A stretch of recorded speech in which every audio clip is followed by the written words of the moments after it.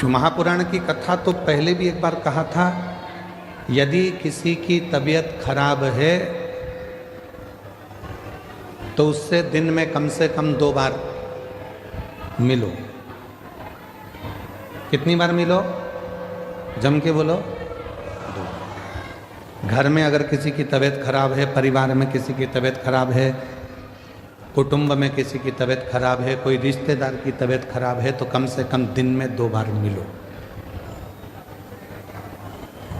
क्यों मिलो? तुम्हारे जाकर खड़े होने से, मिलने से उसके परिवार में और उसको हिम्मत आ जाती है उस बीमारी से लड़ने की।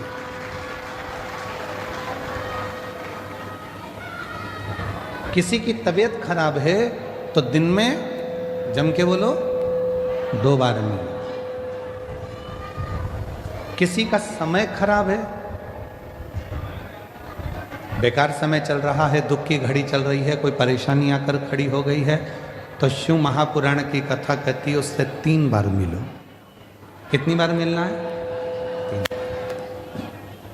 तबीयत खराब है तो दिन में 2 बार मिलो, समय खराब चल रहा है तो दिन में 3 बार मिलो। कोई बात नहीं भैया, सब हो जाएगा, सब अच्छा समय आएगा, टेंशन मत लो। खड़े हो जाओ, उसकी दुख की घड़ी, उसकी परेशानी की घड़ी, उसकी संकट की घड़ी।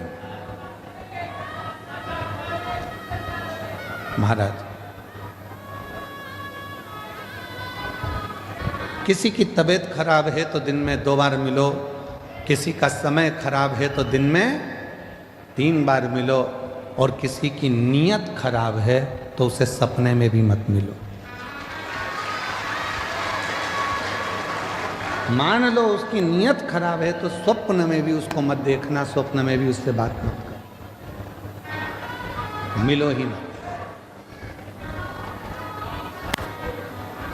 स्वास्थ्य खराब है, थोड़ा देर जाके मिल लो। आप लोगों से निवेदन है, आपके घर में बुजुर्ग माँ बाप रहते हैं, बूढ़े बूढ़े व्यक्ति रहते हैं, बेटों को फुर्सत नहीं है काम धंधे से, बहुओं को फुर्सत नहीं है अपने रसोई घर से और कार्य से, पर थोड़ा सा समय निकालकर 2 बार कम से कम अपने बुजुर्ग माँ बाप से बात करा कर। माँ कैसी हो, पापा कैसे हो, भाई कैसे हो, बहन कैसी हो, 2 बार।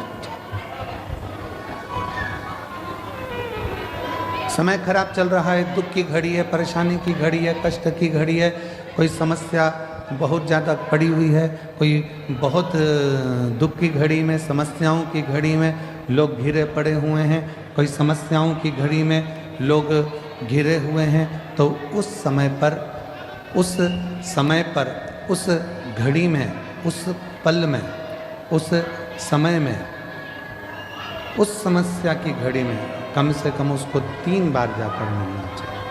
3 बार।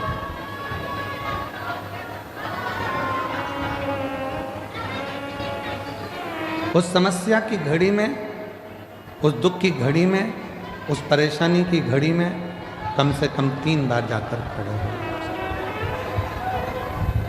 कुछ मत दो, पर खड़े होकर थोड़ी सी हिम्मत दो,